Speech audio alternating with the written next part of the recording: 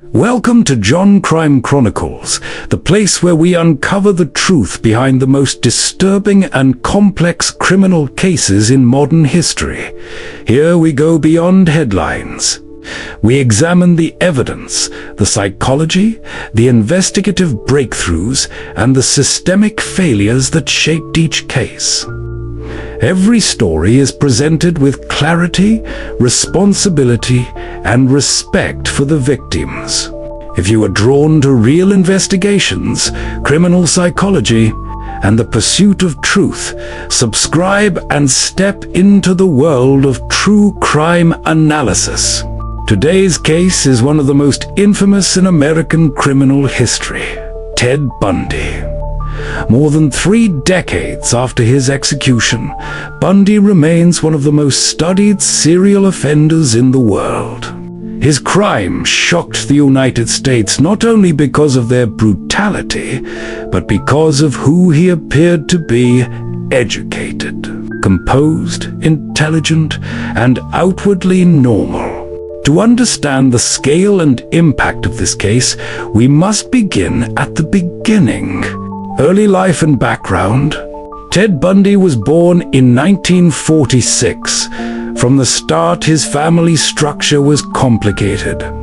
The identity of his biological father was never definitively confirmed. During his childhood, he was raised believing that his grandparents were his parents and that his biological mother was his older sister. The truth was revealed later, creating a fracture in his sense of identity. While some psychological analyses reference this upbringing, experts consistently emphasize that difficult childhood circumstances alone do not create violent criminals. Many individuals experience instability without ever committing crimes. There is no single factor that explains Bundy's future behavior. As a teenager, Bundy was described as intelligent but socially awkward. He struggled with relationships and rejection. By the time he entered adulthood, however, he had developed a more polished persona. Education, politics, and public image. Bundy attended university, studying psychology and later pursuing law. He became involved in political campaigns in Washington, where he volunteered and worked on gubernatorial efforts. Colleagues described him as ambitious, articulate, and professional. He maintained long-term romantic relationships and presented himself as a man with a promising future. Those close to him often said he was thoughtful and driven. He blended into society seamlessly. This carefully maintained public image would later become one of the most disturbing elements of the case. The ability to appear trustworthy while hiding violent impulses. The disappearances begin. In the early 1970s, young women began disappearing in Washington. Many were college students. The cases initially seemed isolated. Law enforcement agencies did not yet have centralized databases or efficient interstate communication systems. Connecting patterns across jurisdictions was slow and complicated. Witnesses began describing a well-dressed man with his arm in a cast who asked for help carrying books to his car. He introduced himself as Ted. The approach was simple and manipulative. He relied on social norms, kindness, politeness, and trust.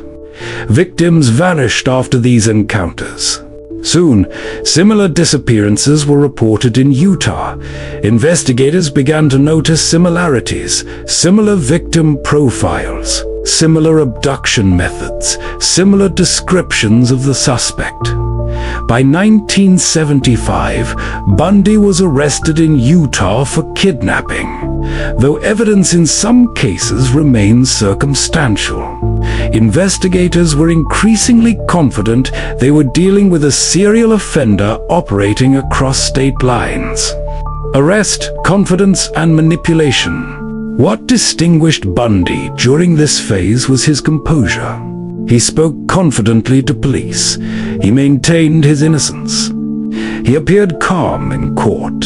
Observers noted that he did not fit the stereotype of a violent criminal. Psychologists later described traits consistent with psychopathy: superficial charm, manipulativeness, and lack of empathy. Yet during proceedings, he often appeared rational and controlled. He was later transferred to Colorado to face additional murder charges. It was there that the case took an extraordinary turn. The escapes. In 1977, Bundy escaped from custody, not once, but twice. During the first escape, he leapt from a courthouse window during a recess in his trial. He survived the fall and evaded capture for several days before being apprehended.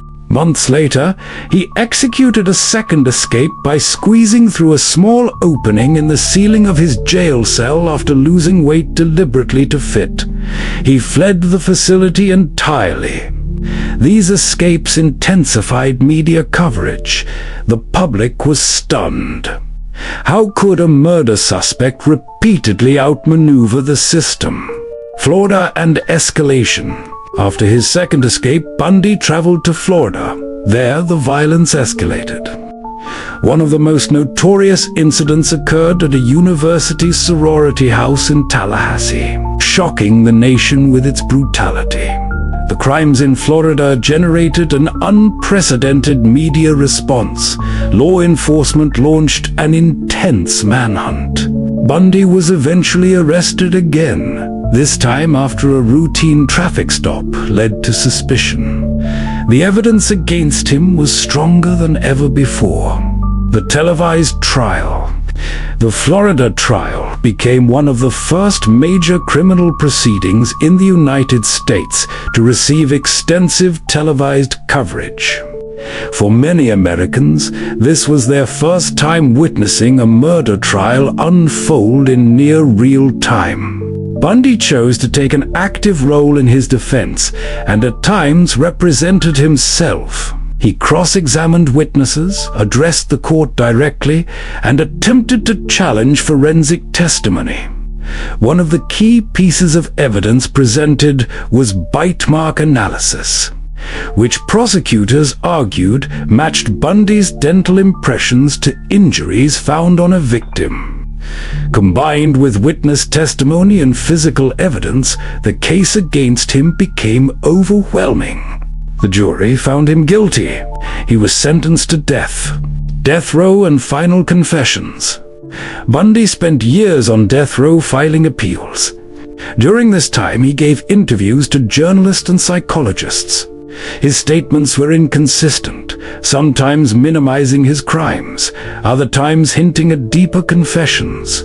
In the final days before his execution, he provided investigators with additional details about previously unsolved murders. Some believed he hoped cooperation would delay his sentence. In 1989, the death penalty was carried out at Florida State Prison. Impact on criminal justice. The Bundy case exposed major weaknesses in interstate communication between law enforcement agencies. At the time, states did not share data efficiently. His mobility allowed him to avoid early detection. The case contributed to improvements in coordinated investigations and helped shape modern profiling techniques. It also influenced public awareness regarding personal safety and stranger danger narratives on college campuses. Beyond legal reforms, the psychological study of Bundy became central to discussions about psychopathy, narcissism, and violent personality disorders. The story has been revisited repeatedly in books, documentaries, and films, including extremely wicked, shockingly evil, and vile. These portrayals often focus on the duality of his personality and the disturbing reality that evil does not always look monstrous. However, Modern discussions increasingly emphasize the importance of remembering the victims rather than centering the offender. Final reflection. The case of Ted Bundy forces difficult questions. How does someone maintain a double life so convincingly? How did systemic gaps allow the crimes to continue for years? And how can investigative systems improve to prevent similar patterns? His story remains a critical study in criminal behavior, media influence, and justice system reform. This was the full case analysis of Ted Bundy.